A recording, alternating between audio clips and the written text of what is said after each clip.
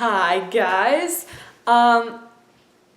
this video is going to be a cooking with Cass, and recently I watched a documentary about wheat and how it doesn't affect most people, but a lot of people don't know that it does. And I have some issues with energy recently, eczema, headaches, things like that. Just I'm not feeling my best self, and I really like having energy, and so I have decided to cut out wheat for 6 weeks. And in this documentary, it's called What's with Wheat, there was a chef who is completely paleo, and he has a recipe for a cheesecake that I wanted to try and make and thought I would share with you too. So today we're going to be making paleo lemon lime cheesecake. So the first thing we're going to do is make the base. So to make this, you need one of these old ancient food processors to chop up your ingredients. Okay, so I have my food processor. So here's the top.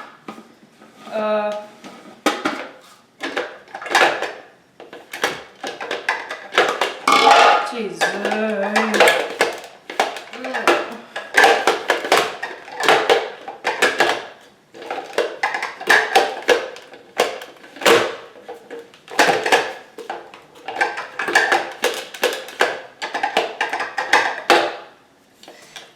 Okay. Oh my god, I did it. Oh my god, I did it. Great machine. The recipe is in grams and just metric units. So 160 grams of almonds, 90 grams of desiccated coconut. I looked that up. It literally just means like shaved. 6 medjool dates. I literally picked up regular dates. Another thing is, this doesn't say desiccated coconut. They're just coconut flakes. These are sliced almonds. I might be doing things wrong, but it's all just food. Pinch of salt or Himalayan salt, and a half teaspoon of natural vanilla powder. We're gonna start by processing the almonds and coconut in a food processor. Baking, you're supposed to be very precise, and I have not been doing that. 90 grams of desiccated coconut. Get that on there. Figure this out.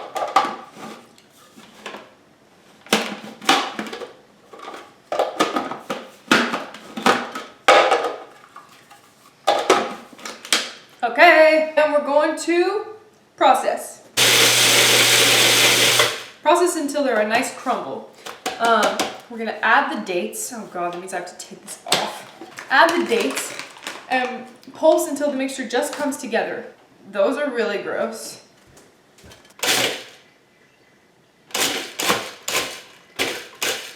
This is called pulsing.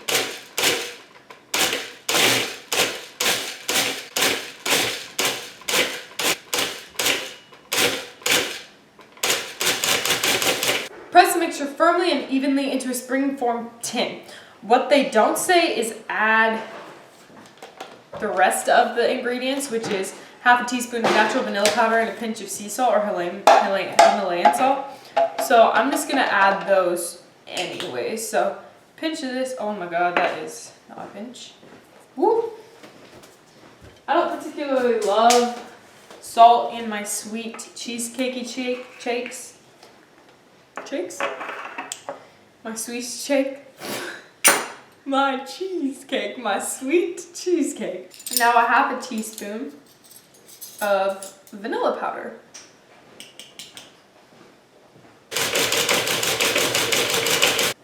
Alright. I think that's good. This is a springform pan. The bottom comes out.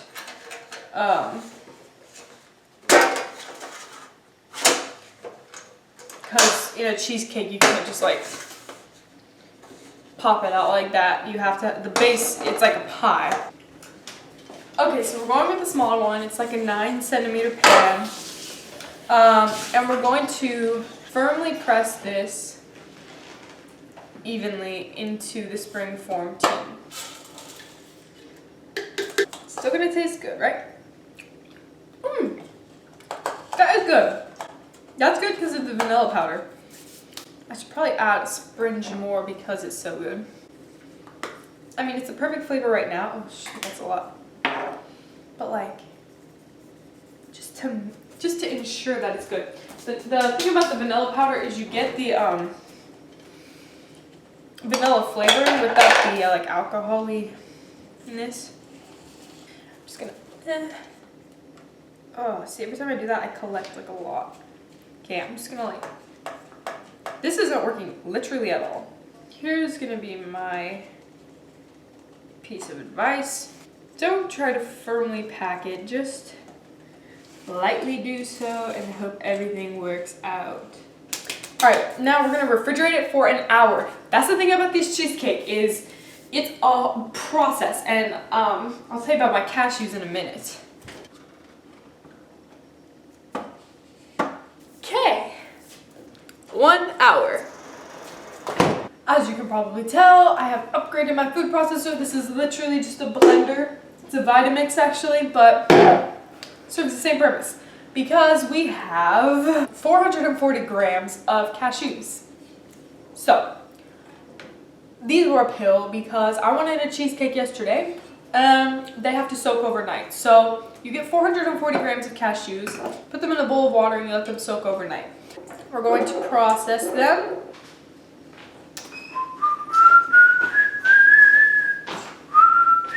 The lemon and lime juice. Guess which is which? I definitely thought lime juice was green, but they're both yellow. Anyways, 210 milliliters of each. I worked very hard squeezing these. Pouring them in. Wow, that's a lot. Oops, there was some seeds in that. Okay. Pretty sure that's all the seeds. And vanilla and salt. Teaspoon of vanilla powder. This is literally my favorite stuff ever. So I'm gonna do a heaping teaspoon. And a little bit more. And half a teaspoon of sea salt. Since salt is not my favorite, I'm gonna do a tiny bit less than half a teaspoon. Put you in there. Wow, that's a lot. And we're just gonna process them until thick and hard to mix. Okay? Okay. Really gotta make sure you get the top to the bottom.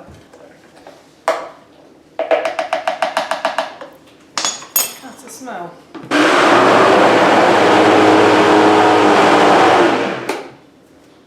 Good. Lots of honey was needed for this. 350 grams. I think I've got somewhere around 424 grams, but it's okay. Yeah. Wow. Okay, now we do lemon and lime zest, a teaspoon of each. You literally just grate the skin of the lemon and the lime. Takes a while to get a whole teaspoon of each, and it's a pretty annoying process, but it adds a really good flavor and pretty coloring. Green and yellow.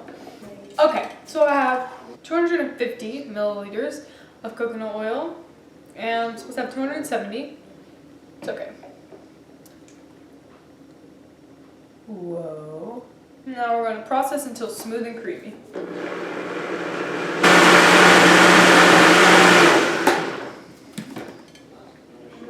It is certainly smooth and creamy. I'm going to run it once with this. That is really pretty, actually. This, if nothing else, will look like a good cheesecake. I'm worried about the consistency, but also like not. So now we have 29 minutes left to wait on our crust, and then we will pour this in. I don't want to like accidentally it all pour out, but that's the crust. So now we're gonna pour our, well, cheesecake mixture in. We're gonna tap out any air bubbles there might be. Just by.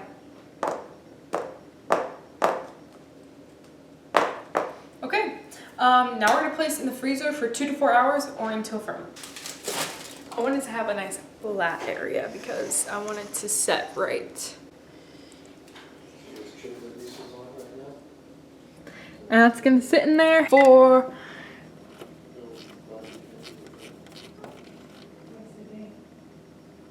we're gonna do 2.5 to start.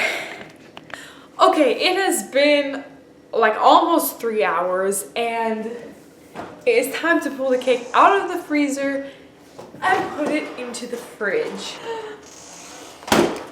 It is certainly firm. It feels just like a cheesecake. You put it in the fridge to defrost, but it's not like it's icy. So we're gonna put it in here. I'm probably gonna do it for less than an hour. Okay, I'll set it at 41. And then we'll check back and finally have a piece.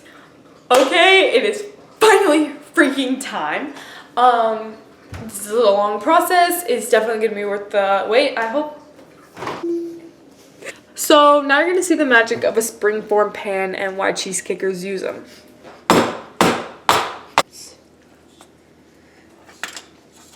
There's our cheesecake. Wow, that's actually really nice. It is time for the big reveal of is it good? Cheers.